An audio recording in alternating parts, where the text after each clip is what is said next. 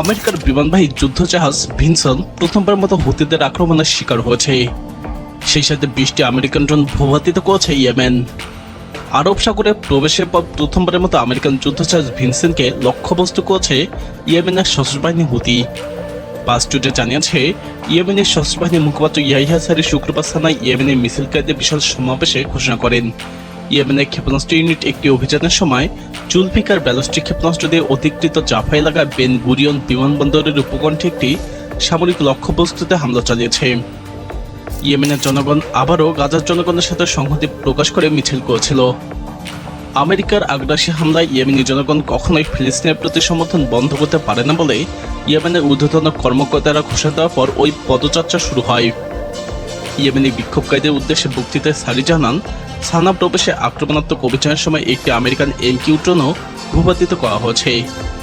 এই ড্রোনটি সহ ইয়েমেনের আনসারুল্লাহ বাহিনী 2023 সালের অক্টোবর থেকে 20টি ব্যয়বহুল আমেরিকান MQ-9 ড্রোন ভূপাতিত করতে সক্ষম হয়েছে। অন্য খবরে বলা হচ্ছে, আমেরিকা শনিবার সকালে সানা প্রদেশে আর হাব অঞ্চলে হামলা চালিয়েছে।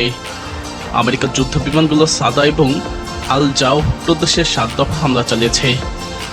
স্থানীয় সূত্র জানিয়েছে, আমেরিকান হানাদাররা সাদা শহরে 3 বার এবং জাও প্রদেশে বরাত আল আনাম, খাব এবং আল শাপ এলাকায় 4 বার হামলা চালিয়েছে। এর আগে শুক্রবার রাতে আমেরিকান যুদ্ধ বিমান সানা প্রদেশে বালি হাসিস এলাকায় লক্ষ্যবস্তু করে 6টি বোমা নিক্ষেপ করে। সংবাদ সূত্র আরও জানায়, শুক্রবার পশ্চিম ইয়েমেনে আমেরিকান যুদ্ধ বিমানে বোমা হামলায় শহীদের সংখ্যা বেড়ে 58-তে দাঁড়িয়েছে। হোদেইদা প্রদেশের রাশ ইসা স্থাপনায় আমেরিকান হামলায় আহতের সংখ্যা বেড়ে 126 জনে পৌঁছেছে। এদিকে ইয়েমেনি আনসারুল্লাহ আন্দোলনের রাজনৈতিক কার্যালয় সন্ধ্যায় একটি কঠোর বিবৃতি দিয়েছে। ওই বিবৃতিতে হোদেইদা প্রদেশের রাশ ইসা তেল বন্দরের সাম্প্রতিক আমেরিকান হামলার নিন্দা জানিয়ে এটিকে যুদ্ধাপরাধ বলে অভিহিত করা হয়েছে। ইহুদিবাদী ইসরায়েলের সমর্থনে এবং ইয়েমেন কর্তৃক আরোপিত নৌ অবরোধ ভাঙার চেষ্টায় আমেরিকা ইয়েমেনি বেসামরিক নাগরিকদের উপর আক্রমণ চালিয়ে যাচ্ছে। তাদের হামলায় এ পর্যন্ত কয়েক ডজন শহীদ এবং আহত হয়েছে। এই আক্রমণ সত্ত্বেও ইয়েমেনি সশস্ত্র বাহিনী গাজা উপত্যকায় প্রতিরোধ আন্দোলন এবং ফিলিস্তিনি জনগণের সমর্থন অব্যাহত রেখেছে। তারা দখলদার ইসরায়েলের কেন্দ্রস্থল এবং ইহুদিবাদী সরকারের সাথে যুক্ত জাহাজ, এমনকি লোহিত সাগর ও ভারত মহাসাগরে আমেরিকান জাহাজগুলোকে লক্ষ্যবস্তু করেছে। সেই সাথে 20টি উন্নত আমেরিকান ড্রোন ভূপাতিত করেছে। MQ-9 রিপার হল আমেরিকার তৈরি একটি দূরপাল্লার সশস্ত্র ড্রোন, যা মূলত গোয়েন্দা নজরদারি, টার্গেট অনুসন্ধান এবং নির্বাচিত লক্ষ্যবস্তুতে হামলা চালানোর জন্য ব্যবহৃত হয়। এটি আগের MQ-1 প্রেডেটরের থেকে অনেক বেশি শক্তিশালী এবং উন্নত। MQ-9 ড্রোনে রয়েছে বহু sensor, high resolution camera, radar system এবং হেলফায়ার মিসাইল ও লেজার গাইডেড বোম বহনের ক্ষমতা। এটি প্রায় 48 ঘন্টা পর্যন্ত একটানা আকাশে উড়তে পারে এবং 50,000 ফুট পর্যন্ত উচ্চতায় উঠতে সক্ষম। এটি এতটাই নিখুঁত যে কোনো এলাকায় ঘন্টা পর ঘন্টা ঘোরাফেরা করে টার্গেটে নজরদারি করতে আঘাত করতে সক্ষম যখনই তার আদর্শ সময় হয়।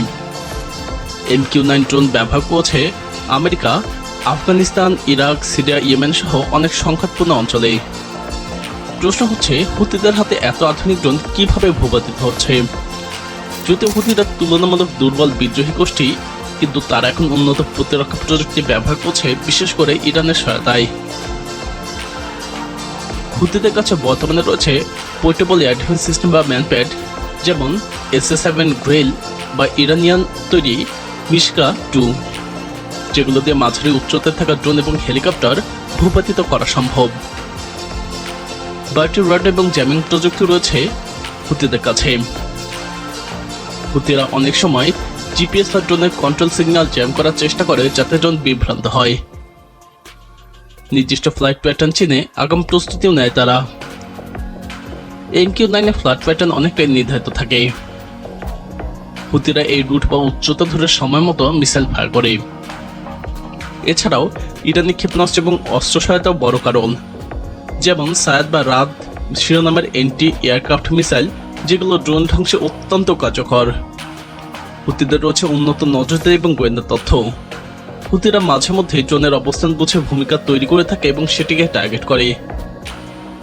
সব মিলে বলা যায়, হুতিদের প্রযুক্তিগত এই উন্নত মূলত ইরানি সহায়তা এবং চতুর গেরিলা কৌশল, এই দুয়ের সম্মিলিত ফল।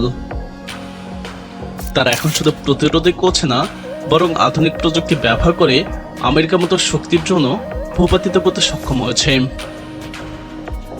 এদিকে ইয়েমেনের হুতি সমর্থিত টেলিভিশন আল মাসিয়া জানিয়েছে, হোদেইদা বন্দর এবং বিমানবন্দরে আমেরিকা 13টি বিমান হামলা চালিয়েছে। এর দুদিন আগে হোদেইদার রাস ইসা বন্দরে আমেরিকান হামলায় অন্তত 80 জন নিহত এবং 150 জনের বেশি আহত হয়েছিল। কাতার ভিত্তিক সংবাদ মাধ্যম আল জাজিরাও এই খবর জানিয়েছে। আল মাসিয়া জানায়, রাজধানী সানার আল থাওরা, মানিমাতার এবং আল সাফিয়া এলাকায় আমেরিকান হামলায় 3 জন নিহত এবং 4 জন আহত হয়েছে। আমেরিকার চলমান কয়েক সপ্তাহ আগে হুতিদের বিরুদ্ধে বড় ধরনের সামরিক অভিযান শুরু ঘোষণা দিয়েছিল আমেরিকার প্রেসিডেন্ট ডোনাল্ড ট্রাম্প। আমেরিকা বলছে, আন্তর্জাতিক বাজারের জন্য গুরুত্বপূর্ণ লোহিত সাগরের রুটে জাহাজ চলাচল হুতিদের হুমকি বন্ধ করতেই এই হামলা। 2023 সালের নভেম্বর থেকে গাজায় ইসরায়েলের যুদ্ধ এবং ফিলিস্তিন বিরোধী সংহতি জানিয়ে হুতিরা ইসরায়েল সম্পর্কিত জাহাজে 100টি বেশি হামলা চালিয়েছে। হুতি কর্মকর্তা মোহাম্মদ নাসের আল আতিফি আল মাসিয়াকে জানান, আমেরিকা ইয়েমেনের জনগণকে গাজার সমর্থন করা থেকে বিরত রাখতে পারবে না, বরং তাদের দৃঢ়তা এবং সহিষ্ণুতা আরো বাড়িয়ে দেবে। 1990 দশকে আত্মপ্রকাশ করা হুতিরা 2014 সালে সানা দখল করে তৎকালীন প্রেসিডেন্ট আবদ মনসুর হাদিকে দেশ ছাড়তে বাধ্য করে। বর্তমানে ইয়েমেনের বেশিরভাগ অঞ্চল হুতিদের নিয়ন্ত্রণে।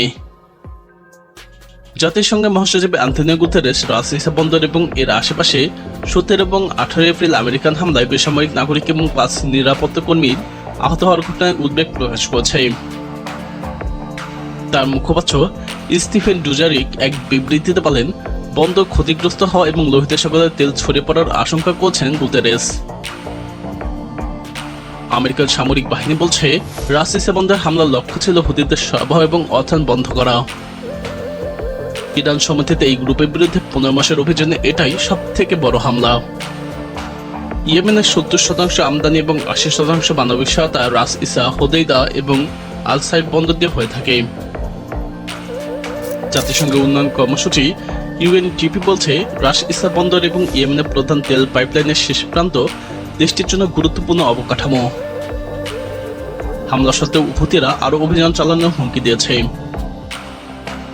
এমনকি প্রতিনিয়তই তারা আমেরিকার নতুন জন ভূপাতিত করছে। এছাড়াও আমেরিকা যে যুদ্ধজাহাজগুলোকে লোহিত সাগরে পাঠাচ্ছে সেগুলোকে টার্গেট করছে হুতিরা। প্রিয় দর্শক, হুতিদের এই তৎপরতাকে আপনি কিভাবে দেখছেন? এটি ইসরায়েলের উপর কি প্রভাব ফেলছে? আপনার মতামত কমেন্টে জানান। ইয়েমেনের সামরিক শক্তি নিয়ে আরো জানতে আমাদের চ্যানেলটি ভিডিও ট্যাব থেকে ঘুরে আসুন। এই ভিডিওটি ভালো লাগলে লাইক বাটনে ক্লিক করুন। ভিডিওটি আপনার বন্ধুদের সাথে শেয়ার করে তাদেরকেও ভিডিওটি দেখার সুযোগ করে দিন।